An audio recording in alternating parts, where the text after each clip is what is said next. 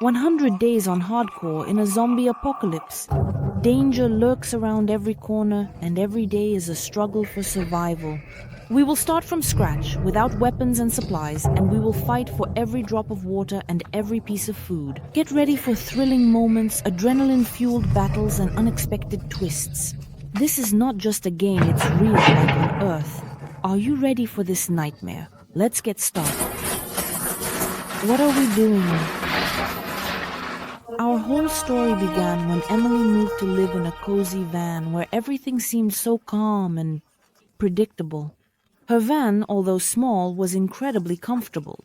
It had a kitchenette, a bathroom, a living room, and a bedroom. Every detail was thought out to the smallest detail, creating an atmosphere of coziness and safety.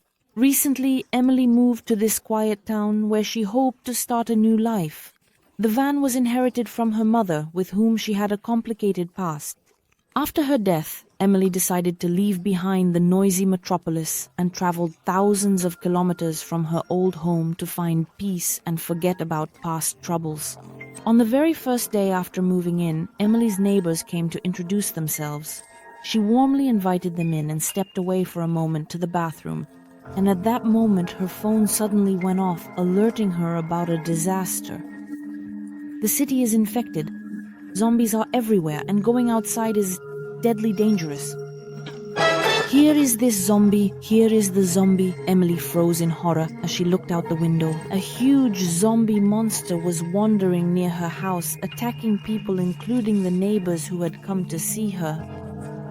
Zombies were emerging from the ground, filling the streets and turning the quiet city into a nightmarish chaos. Determined to help her new acquaintances, Emily quickly ran outside, but she was immediately attacked by a terrifying monster. She felt her body starting to change and realized she was turning into a zombie. However, she was lucky. The infection was minimal, and Emily managed to use medicines and sprays to heal herself. After that terrible attack, Emily was indeed very scared. Fortunately, she had a gas mask at home which she immediately put on to avoid getting infected by the airborne infection. Realizing that staying on the surface was too dangerous, she decided to build a bunker. She had only $1,000, but she was able to build a small room underground and furnish it with furniture from her home. Emily moved all the essentials into the bunker: a bed, a toilet, a refrigerator, and even a shower. But money she spent on building the walls quickly ran out. To develop and expand her bunker, she needed funds. She got a remote job with a company located in another part of the world where there was no zombie apocalypse. I love my job, I love my job, I love my job. Emily also bought a plant pot and hoped to engage in gardening, her favorite hobby. She didn't know yet if this would bring her income, but it would help her keep her sanity in this madness. Meanwhile, the city continued to fill up with new zombies, and life on the surface became increasingly dangerous. Emily understood that her survival depended on her determination and ability to adapt to new conditions. Ahead of her were days filled with challenges and struggles. But before we continue, don't forget to subscribe to the channel, like the video, and leave a comment. I also have a Telegram channel. Emily continued to live in her small shelter, earning money every day through online work.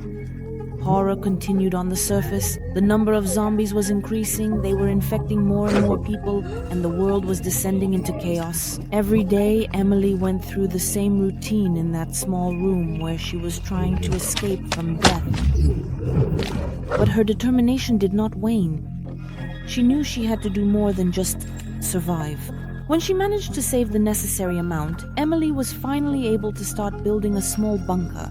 It was her salvation, her hope, and her mission. Working day and night, she transformed the underground space into a safe haven. Her goal was clear: to save those who were still left.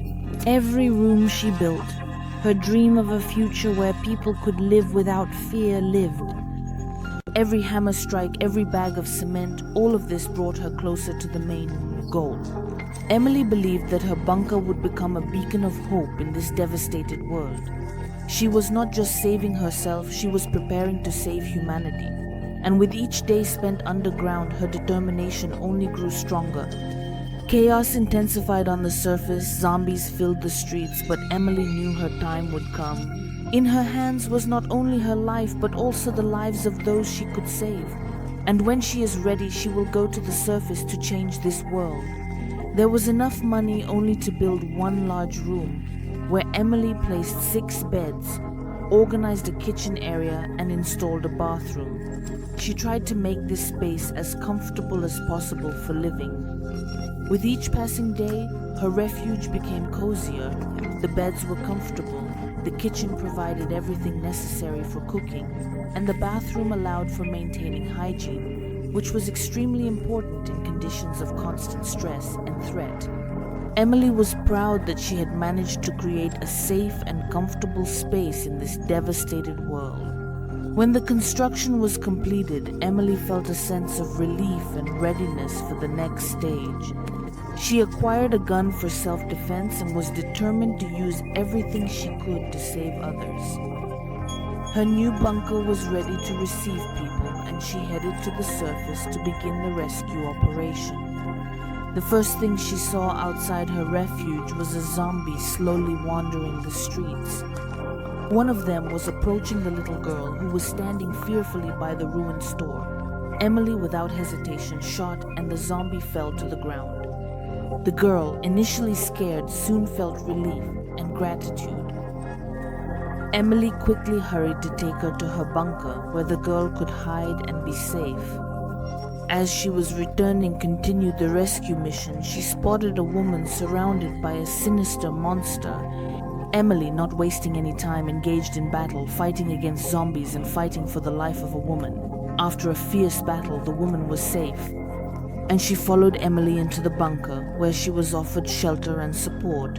Emily continued her search and soon discovered a man who had already lost hope for salvation. He was exhausted and nearly lost. After a short but intense battle with a zombie, Emily was able to ensure his safety and transport him to the bunker. Next was another girl who was hiding in the rubble of a destroyed building. She was scared and exhausted, but Emily was able to convince her to come out of hiding and find a safe place in the bunker. As a result, her refuge now housed 6 people, 2 girls, 2 women, and a man, each of whom had lost or was searching for their loved ones on the surface. Emily felt that her efforts would soon bear fruit. But at the same time, her heart ached at the thought that the fate of their families remained unknown. In the bunker, people adapted to a new way of life. Grateful for the chance to survive, they also worried about loved ones who might have been left on the surface in this hell. Every evening, when silence enveloped their refuge, they exchanged stories of their losses and hopes.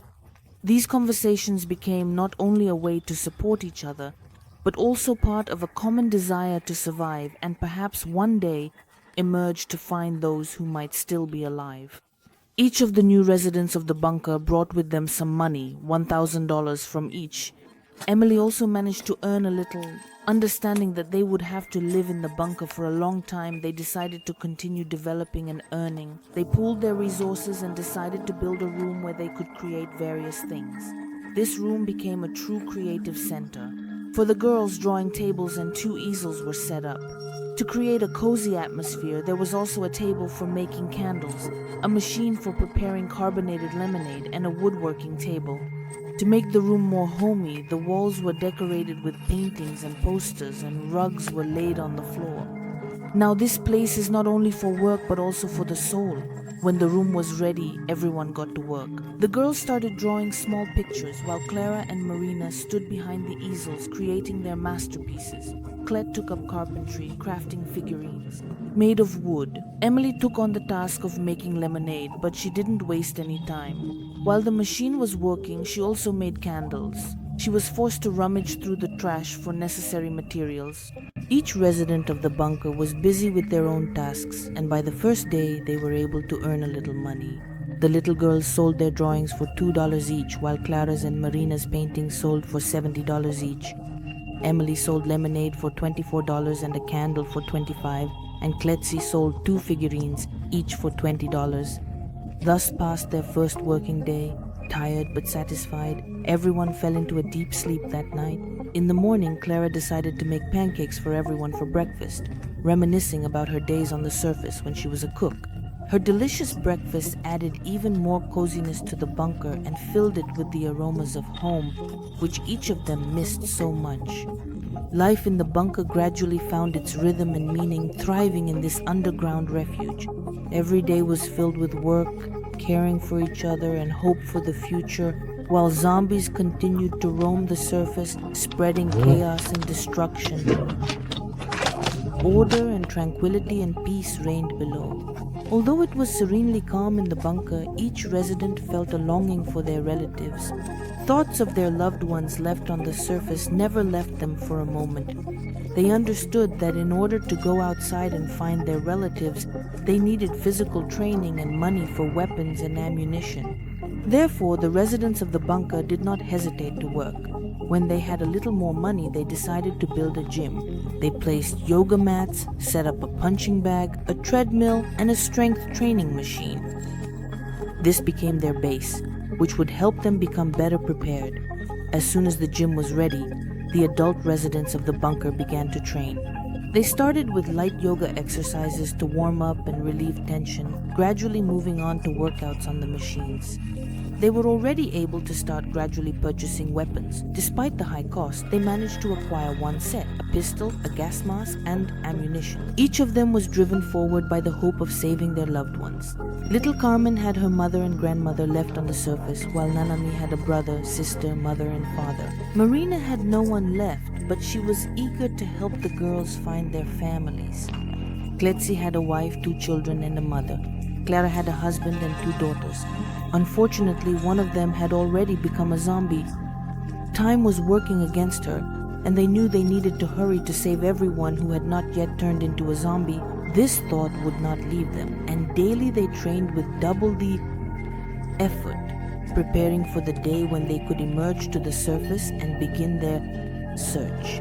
As soon as life in the bunker stabilized, and they were close to accumulating enough money for weapons and were physically ready for the rescue operation, something terrible happened unexpectedly. A zombie broke into their shelter. Marina and Emily acted instantly. They managed to lure the zombie outside to kill it there. Emily shot the monster, but the trouble had already occurred. Both women were bitten. The mutation process had begun. Immediately after the battle, panicked, Emily tried to wash away all traces of the zombies. Then she and Marina locked themselves in the bathroom to discuss what to do next. Bitten, they did not know if they would turn into zombies or be able to avoid that fate. Terrified to the core, they treated their wounds, hoping that everything would be all right. Deciding not to tell the other residents of the bunker about what happened, Marina and Emily put band-aids on their necks to hide the bites.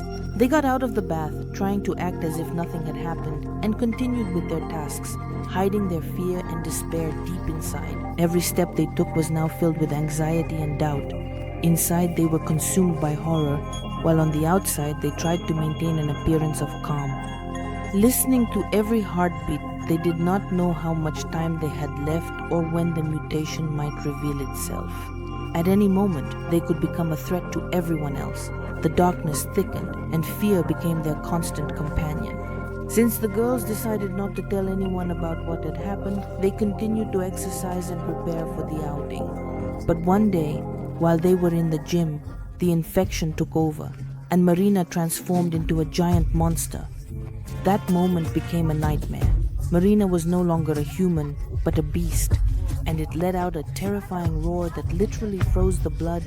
Panic swept through everyone in the bunker. People scattered in disarray, but the monster was elusive. It instantly caught up to Clara and tore her apart. Clet and Emily, armed only with a pistol, tried to stop the monster by shooting continuously. The bullets only angered it. The monster, possessing inhuman strength, slammed Clet against the wall with one blow, and he collapsed dead. Emily realized that their chances of survival were rapidly dwindling. She had to save the children at any cost. She put gas masks on the girls and, holding their hands tightly, led them outside, away from this hell. The following days became real trials. They hid in abandoned buildings and unabandoned streets, trying to find some form of shelter. They slept on the cold benches, gripping their guns, ready to shoot at any moment. Every rustle of the wind, every moan of the wind in the empty buildings made their hearts freeze in terror. There was no food, and each day became a struggle for survival. They were constantly on the brink of exhaustion and panic. The endless battles with zombies drained them physically and mentally. The world around had turned into a hellish scene, where every moment could be the last. Horror and despair had become constant companions. And each new dawn brought only new trials and fear. But on one of those terrifying days, they stumbled upon a horrifying sight. The woman in panic, crouching down, was surrounded by zombies. Emily, without hesitating for a second, opened fire, coldly eliminating the monsters one by one. When the last zombie fell, the woman lifted her head. And Carmen learned about his mother. A miracle had happened. Mother and daughter were together again. And all of this was thanks to the fearless Emily. Their search continued, bringing hope back to their hearts. They were heading to the home of another girl. When they approached an old, dilapidated building on the outskirts of the city, the girl screamed with joy. Her family was alive. The house, located in the wilderness, turned out to be unreachable for the zombies. Tears of joy and gratitude streamed down the faces of her relatives. In deep gratitude for saving their daughter, the family offered Emily and Carmen, her mother, a room in their home. This became their new refuge, a temporary island of safety in a world full of nightmares and fear. Now united, they continued to fight for survival, realizing that there is hope for salvation even in the darkest times, and together. One evening, the girl's father and Emily were discussing how to continue living in a world full of zombies. The father looked tired and confused, while Emily, gathering her courage, proposed a bold plan.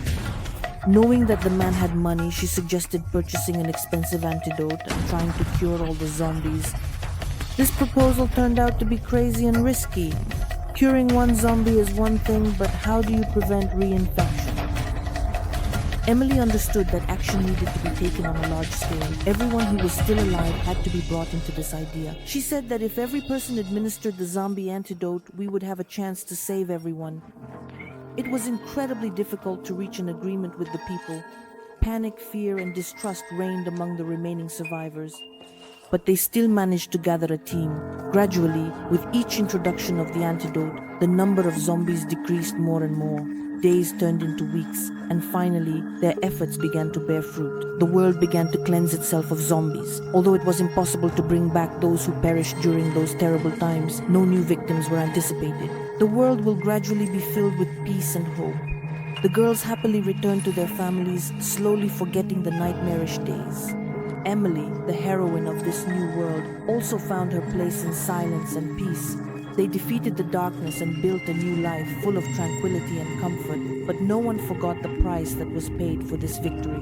Quiet nights and joyful days were now always accompanied by the memory of those who did not return, and gratitude for each new day without fear. So thank you all for watching. Don't forget to give a thumbs up, subscribe to the channel, and leave your comment on what you think of this story. Bye bye everyone.